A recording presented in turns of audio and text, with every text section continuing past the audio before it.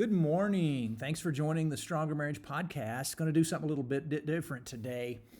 Lee is unavailable. We're visiting a granddaughter today, and she's currently holding her in her arms and loving on this new grandbaby.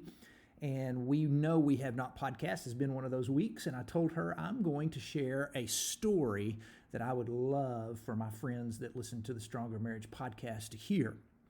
It was about 10 years ago, and we were in Miami, Florida. We went down for a spring break trip in which we had a kiddo down there that was doing a little bit of work, and we went down to see him. And we took our 3 other boys with us, and we started making plans before we left of things that we wanted to do. And I remember specifically Lee asking me, hey, we've made lots of plans, but is there anything specific that you would like to do while we are in Miami for this trip? And I told her, I said, yes, I would love to do something. And she said, what is it? And I said, I saw on ESPN the other day a special about a guy who has been running 8 miles every day since 1972. He has never missed a day. His name is The Raven. You can Google him if you want to. It's a pretty cool story. But I said, he shows up and runs from Lifeguard Station 121 every day, and people come and run with him from all over the world, and I'd like to go run with the Raven. I'm a runner, and I enjoy running, and so I said, can we go spend a day at the beach sometime, and I'll go run with Raven while y'all hang out? And Lee said, sure, sounds great. So on one of our days on spring break, we went to the beach and spent the day having some fun, and at 5 p.m., I went up to the lifeguard station to where the Raven was going to show up, and I was going to run 8 miles with him. There were several who showed up. Probably there were 10 or 12 of us showed up to run with the Raven that day. And I had questions. I wanted to ask him, why have you run 8 miles every day, and why 8 miles and not 4 miles? It seems a whole lot easier. And it just was an interesting story. And so showed up that day, got to meet him. Lee took a picture of me and him together, and we took off running, and I visited. We probably talked for about the first 20 minutes on the run. When you're running 8 miles and you're running at a really slow pace, you got plenty of time to talk. So I had been visiting with him for a while, and when we kind of ran out of conversation, he asked who I was and what I did, and we talked about him and some of his stuff. I had earlier, before we left, spotted a guy in the group by the name of Dave. I didn't know Dave, who was also running with the Raven that day, and he was there with 2 or 3 buddies, and Dave was a good-looking guy, probably mid-50s, and I had heard some of his buddies giving him a hard time about how come you didn't pick the one girl that they thought you should pick on TV, and I thought, is this guy a movie star? I just thought, man, I got to meet him so I can say I've met a movie star. So after I ran with the Raven for a little while, I kind of scooted over next to Dave, and I told him, I said, hi, Dave, my name's Trey. I'm from Texas. I heard your buddies talking to you a while ago about being on TV. I said, are you a movie star? Are you in television? And Dave said, oh, no. He said, in fact, I'm a little embarrassed to even tell you. And I kind of said, hey, we got another 30 minutes to run, share with me. And he said, I was on a show on Bravo TV network called Millionaire Matchmaker, and they were trying to set me up with someone that they thought would be a good match. And of course, it hit me at that point. Dave was obviously a millionaire, which I'm not ever sure I've met a millionaire before. Come to find out, long story short, Dave had been on Millionaire Matchmaker, and here he was mid-50s, never been married, never had any serious relationship with a woman, and did not have a family. And so he had not known where to turn and decided he would go on to Millionaire Matchmaker. They set him up, decided that it would be good for him to spend time and get to know a 20-year-old single college kid. And he said, I didn't pick her. That's who they decided they thought I would be the best fit with. And he said, man, I'm a 55-year-old man. He said, I've spent all my life since I was 18 working and making money. I found out Dave's got a jet. He flies back and forth from Miami to Hollywood, and got houses out there. He's been in banking. I was a little, I'll be honest with you, I was a little bit infatuated with him. I mean, he was good looking.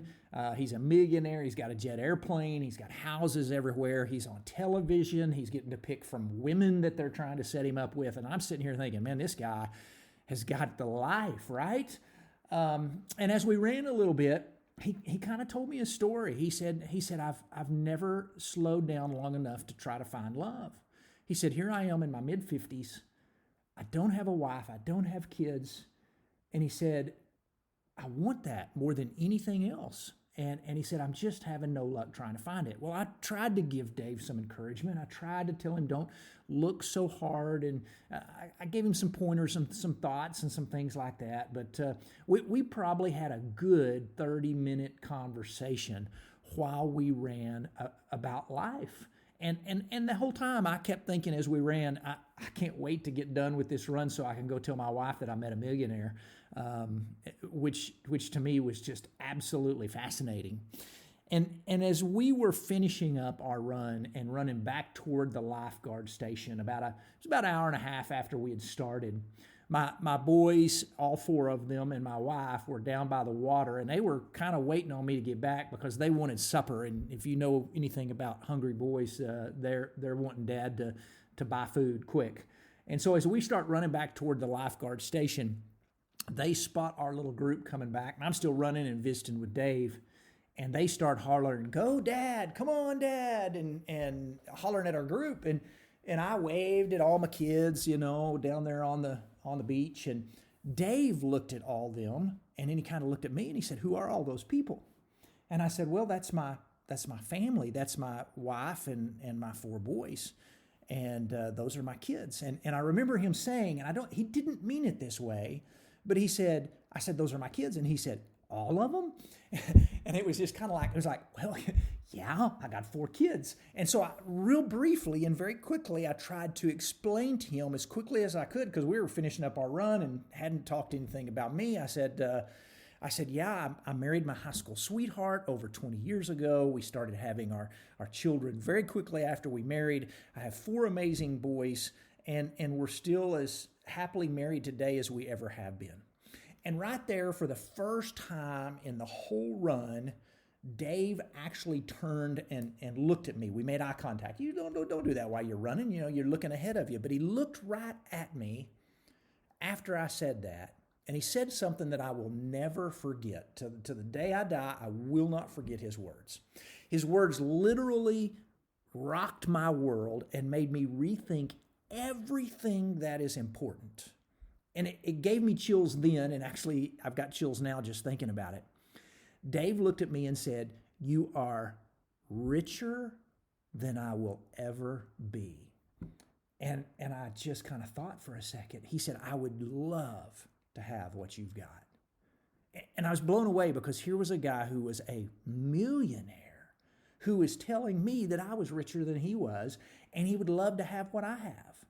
And as I finished up that run with just that stirring in my head, I began to think, I am richer than a millionaire. How crazy is that? Because I have not planes and cars and houses. I'm richer than a millionaire because I have found love in this world. I have found a spouse, and I have found a family.